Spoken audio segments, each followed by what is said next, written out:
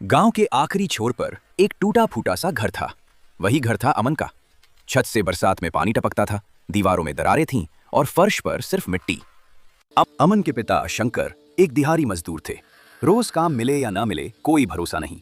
कई रातें ऐसी होती जब तीनों माँ बाप बेटा आधा पेट खाना खाकर सो जाते। गांव का सरकारी स्कूल था। फटी यूनिफॉर्म, पुराने जूते और बस्ता भी कई बार नहीं होता। बच्चे उसका मजाक उड़ाते, अरे देखो गरीब अमन आ गया। रात को बिजली नहीं होती, अमन मिट्टी के दिए की रोशनी में पड़ता।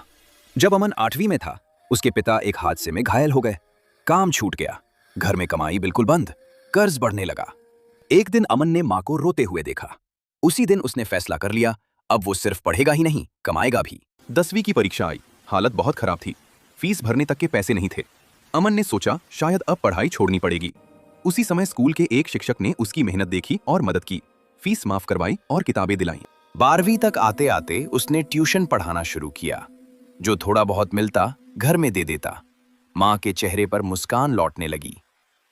महीनों इंतजार के बाद एक चिट्ठी आई। उसे स्कॉलरशिप मिल गई थी। मां ने उसे गले लगाकर रोते हुए कहा, तू हमारा सपना जी रहा है बेटा। लेकिन अमन अब मजबूत हो चुका था। कॉलेज के आखिरी साल में उसने एक बड़ी प्रतियोगी परीक्षा दी।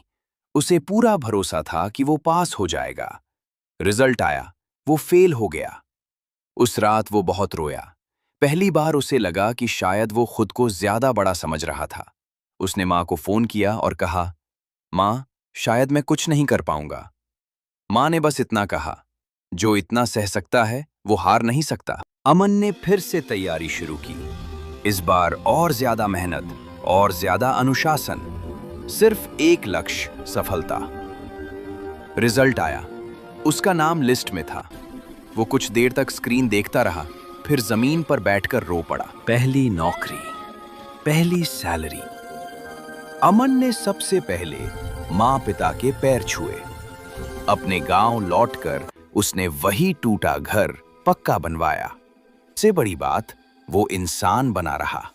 वो गरीब बच्चों की पढ़ाई में मदद करता है। उन्हें कहता है,